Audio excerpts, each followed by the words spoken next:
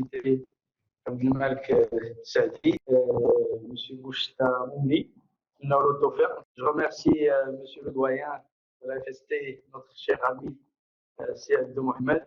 Je remercie aussi le directeur de l'ENSA qui a voulu participer avec nous. Je ne sais pas s'il est avec nous aujourd'hui. Donc, Simoussa Ahmed. Aussi, je remercie monsieur le cher professeur Raklaoui de nous avoir aidé à organiser cette visioconférence. Maintenant, Inch'Allah, il va être cette table ronde fructueuse au niveau des échanges et nous avons une bonne après-midi, Inch'Allah, ensemble. Merci beaucoup. Je suis très, très content d'être parmi vous aujourd'hui et je remercie monsieur le doyen qui m'a convié à cette réunion ainsi que monsieur le directeur de DBM Maroc. Et je voudrais présenter DBM Maroc à nos collègues, à mes collègues. C'est monsieur le Mazouzi, c'est un self-made man. C'est quelqu'un qu'on aimerait bien enseigner à nos étudiants. C'est vraiment une success story à l'américaine. Moi, je connais son frère, c'est un collègue de l'ESM de Casablanca. Je le connais très, très bien. Et j'ai suivi le parcours de notre ami Semazouzi. Donc, il a travaillé dans le domaine de l'informatique et il a sa propre marque qu'on connaît tous, Accent. Et il a contribué à, je sais pas, au programme marocain pour, je me rappelle pas comment il s'appelait, Mtiyaz ou Injaz. Non, c'est ça, Nafida, oui. Actuellement, il s'est implanté en Afrique et il élève le drapeau marocain avec le Made in Morocco. Et là, je le félicite vraiment parce qu'il s'est intéressé au domaine de e-learning et tout ce qui est technologique. Et on voit bien qu'il a vraiment démocratisé des solutions qui ne coûtent pas très cher. Et je suis très, très content de la tablette que j'utilise de plus en plus avec mes étudiants. Et j'espère qu'on va... Et hier, il m'a envoyé la vidéo d'un appareil qui est très, très simple, mais très, très intelligente. Je ne vais pas vous spolier la présentation de monsieur le directeur, mais je souhaite beaucoup de succès à cette entreprise et j'espère qu'on va collaborer avec elle dans le cadre de la digitalisation de notre entreprise. Et je suis vraiment fier que c'est une entreprise marocaine et c'est du Made in Morocco. Merci, cher. C'est un écran de type smartboard, donc de dernière génération. Je vais travailler un petit peu sur la machine de sorte à ce que vous voyez aujourd'hui l'intuitivité du logiciel en termes de réponse, en termes d'écriture. Donc ce modèle-là, c'est le smartboard.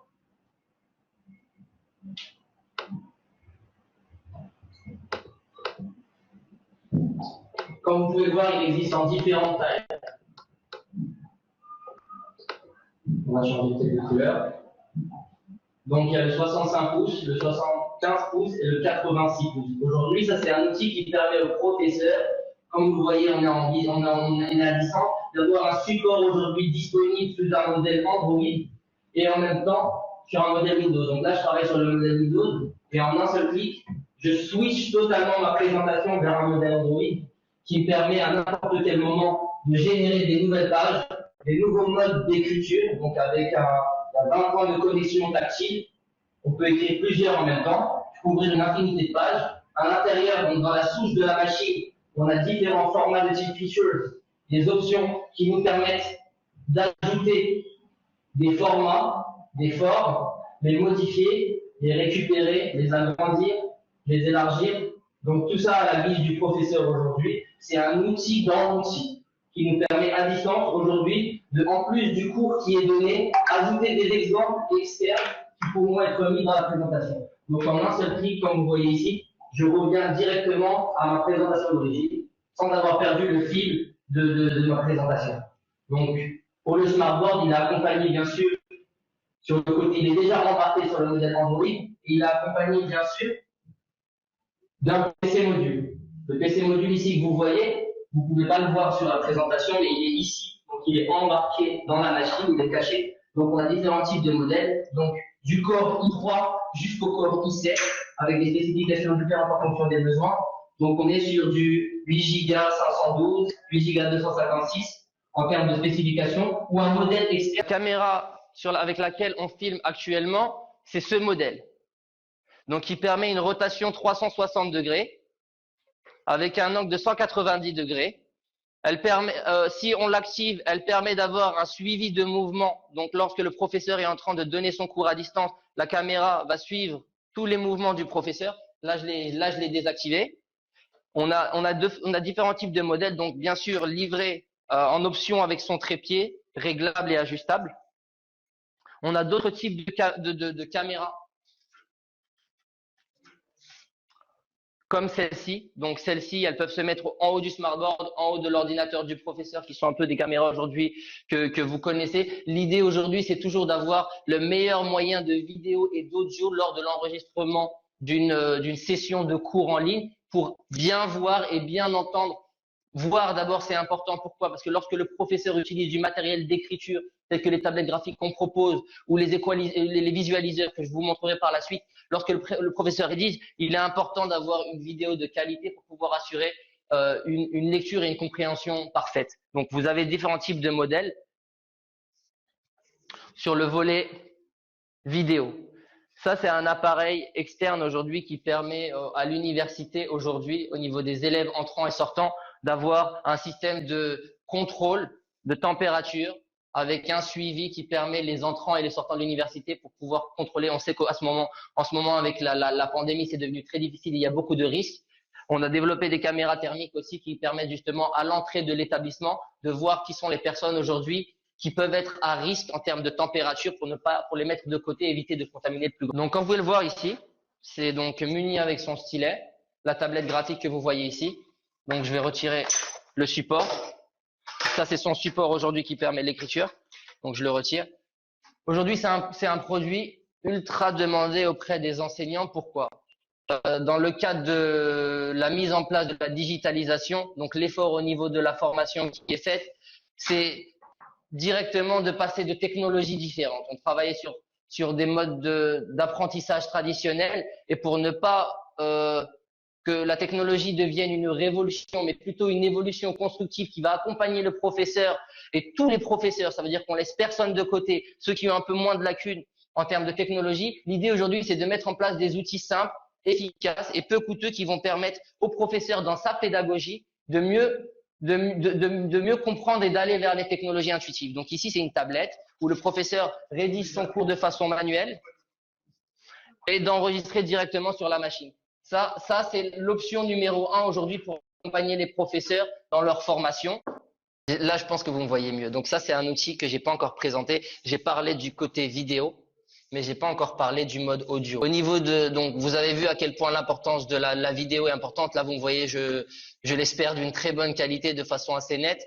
L'audio, comme vous le voyez, donc j'utilise ce speaker-là. Mais le cas aujourd'hui des universités comme la vôtre, les salles sont beaucoup plus grandes et en termes de sonorité, il y a beaucoup de pertes. Donc, on a beaucoup de mal à suivre. Les étudiants ont beaucoup de mal à suivre le professeur. L'idée aujourd'hui, c'est d'avoir des modèles comme celui-ci de pupitres. Donc, avec le côté audio, enregistré, sonore pour avoir une meilleure visibilité de suivi pour le professeur ainsi que pour toutes les personnes présentes dans l'amphithéâtre. Et aujourd'hui, tous les produits sont démocratisés, évidemment. L'idée, c'est de rester sur une mobilité, une certaine légèreté et sur une qualité de rapport qualité-prix vraiment, vraiment pas cher. Le deuxième, donc ici, on est plus sur une mobilité encore plus mobile. Donc là, on est sur une baffe embarquée avec un micro directement pré-branché ou alors avec une batterie autonome. L'idée, c'est de pouvoir donner son cours et d'être entendu par le plus grand nombre pour les personnes en présentiel ou dans les grandes salles de type amphithéâtre. Sur le volet audio, il y a d'autres matériels. Le moyen aujourd'hui qui est le plus démocratisé au niveau des professeurs, donc c'est le micro-cravate, comme vous voyez ici. Level U, micro-cravate, merci Selbani. Et il y a d'autres moyens, donc des appareils d'enregistrement donc qui s'attachent à la ceinture, avec le micro qui monte jusqu'ici, qui permet d'avoir toujours au professeur les mains libres pour pouvoir donner son cours, avec un mode audio embarqué. L'idée, en fait, c'est l'appareil que vous avez vu avant, donc la baffe, elle a son kit audio et le professeur avec son petit appareil, il peut communiquer. Donc aujourd'hui, l'idée c'est de non pas proposer un maximum d'appareils audio et vidéo pour faire un petit peu tourner la tête, mais plutôt aujourd'hui proposer une gamme de produits audio et vidéo qui répondent aux attentes et aux besoins de chacun. Pourquoi? Parce que en fonction du catalogue aujourd'hui que nous proposons, chaque produit a été étudié et retenu pour répondre à des besoins spécifiques. Donc nous, on apporte en plus de l'expertise vraiment des conseils en termes de matériel nécessaire en fonction des structures, des tailles, que ce soit pour un amphithéâtre ou une petite salle ou une salle de conférence ou une salle de réunion. Chaque matériel ira en fonction des besoins. L'appareil, c'est celui-ci. Il y a différents types de modèles. Aujourd'hui, c'est celui qu'on préconise. Donc, il est sur une base il a une caméra de 8 mégapixels avec une lampe intégrée. L'idée, en fait, c'est que le professeur, lors de sa visioconférence, donc il a son poste et son ordinateur. Comme vous voyez ici, c'était l'écran qu'on a partagé tout à l'heure. Donc, connecté par câble. Je rédige sur la feuille automatiquement et j'enregistre tous les supports. Donc, ça peut être un manuel, ça peut être une page blanche, ça peut être n'importe quel type de support, papier. Et l'idée, c'est de pouvoir enregistrer le tout sur le logiciel de la machine et en parallèle le transmettre auprès des professeurs. Donc là, par exemple, là, c'est le sujet du thème abordé aujourd'hui. Donc, par exemple, moi, si j'ai un document que je veux transmettre au plus grand nombre, si je suis professeur et je veux transmettre un document, je peux aussi très bien l'enregistrer, écrire dessus, ajouter des détails, le scanner, le copier ou rédiger, et le tout sera enregistré sur ma machine et envoyé en parallèle aux étudiants. Donc ça, c'est vraiment un moyen aujourd'hui de substitution, mais aussi conseillé pour accompagner les professeurs vers l'évolution de la technologie sans qu'il y ait vraiment cassure entre les besoins en termes d'outils et l'accessibilité, la formation et le suivi. Donc, nous, on a la tablette graphique aujourd'hui qu'on met en avant, qui est beaucoup demandée, mais pour n'oublier personne, on a aussi des modèles de type visualiseur qui permettent d'avoir des options simples avec un outil pour accompagner l'évolution. On a toute une gamme d'ordinateurs. Bien sûr, aussi, on fait des produits, on est partenaire de HP et Dell. Donc, si vous avez des demandes spécifiques au niveau des ordinateurs de PC de bureau ou des machines un peu plus puissantes ou des serveurs, par exemple, on travaille en partenariat avec HP et Dell sur les serveurs. Et donc, on vend aussi les solutions serveurs. On a aussi des solutions. Par exemple, on a un serveur de ce type-là. Donc, c'est des NUC qui sont très puissants. 32 gigas. On fait les serveurs et on est ouvert. Donc, l'enseignement à distance, c'est devenu, comme on le sait tous, une nécessité. Donc, avec le contexte actuel. Donc, la COVID-19 a confirmé ce fait. Donc, tous les établissements d'enseignement supérieur sont obligés de passer par l'enseignement à distance pour pouvoir continuer leurs activités. Donc, sans cela, il y aura des années blanches, etc., etc. Et comme l'a montré mon collègue tout à l'heure, donc les technologies actuelles nous donnent tous les moyens de pouvoir délivrer une formation à distance et de qualité. Donc, pour faire, avec ce matériel, on a la possibilité de faire de l'enseignement à distance à 100%, comme aussi on a la possibilité de faire du blended learning. Et avec ce mode, on a plusieurs avantages. Donc, c'est la continuité des enseignements, l'amélioration des performances de l'université parce qu'il n'y a plus de rupture. Les cours continuent à se dérouler sans problème. Et il y a même des enseignants qui disent qu'ils atteignent plus d'objectifs en faisant de l'enseignement à distance qu'un enseignement présentiel. Donc, on a aussi l'augmentation de la capacité d'accueil de l'université. Parce qu'il y a des cours qui pourront se faire à distance, donc on peut accueillir plus d'étudiants. Donc, il y a une gestion de la formation continue, voilà, avec la scénarisation des cours et tout. Tout c'est axé au niveau de la plateforme et on a une vision globale de tout le processus de gestion de la formation continue.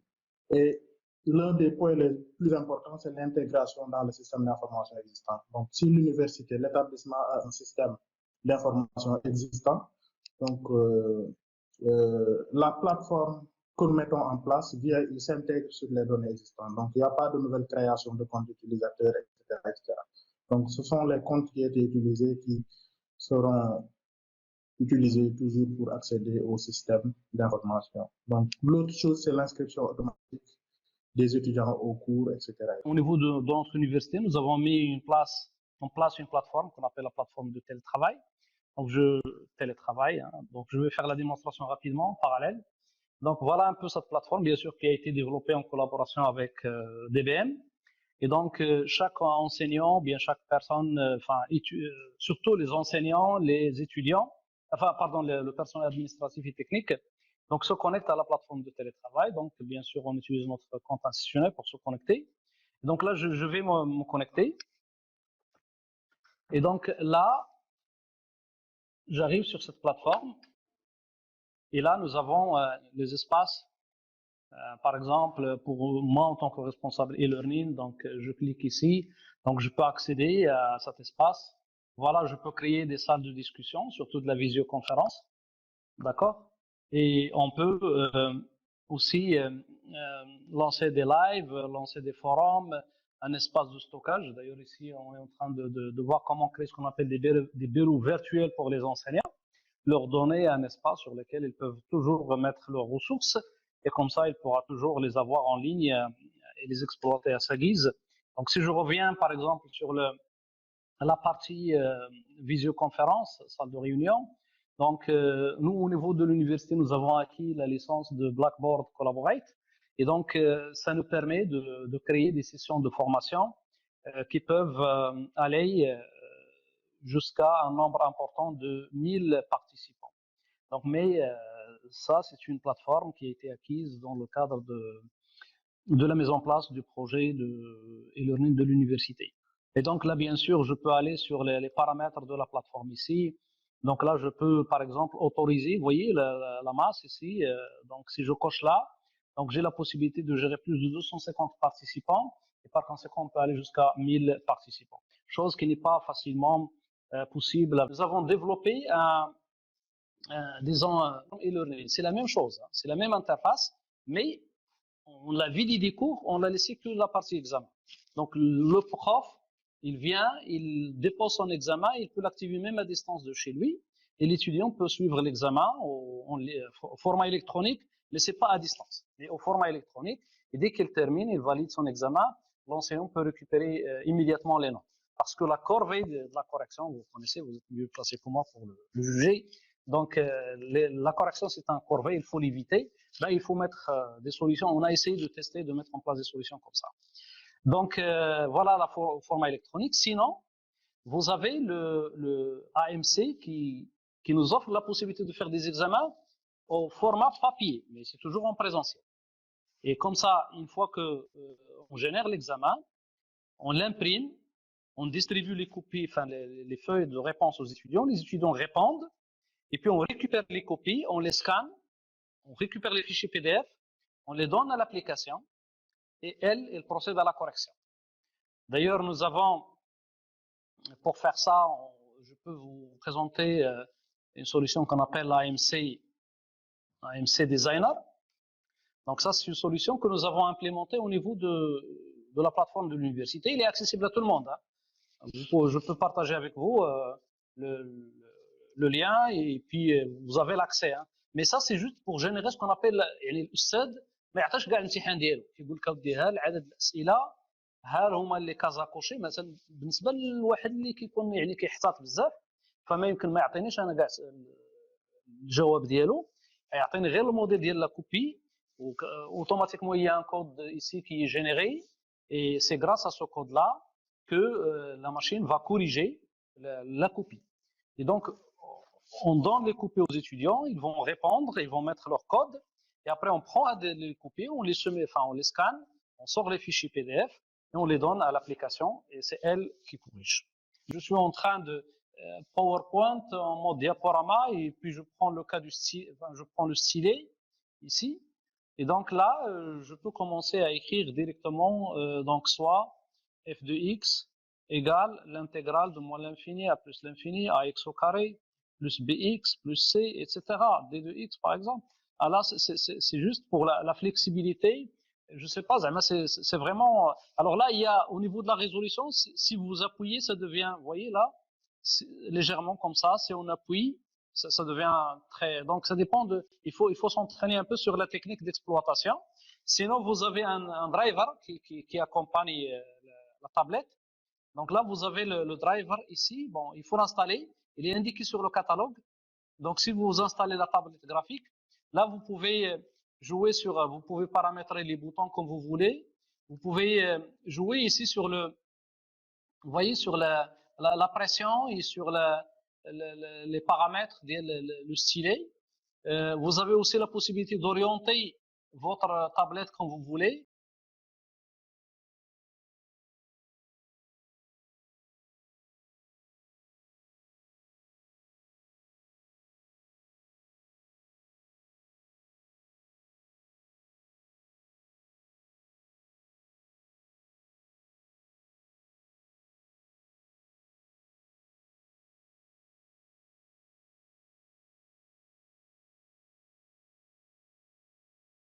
À la rencontre.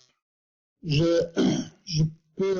remercie mes collègues parce que c'est une rencontre très riche en information. Très riche en information.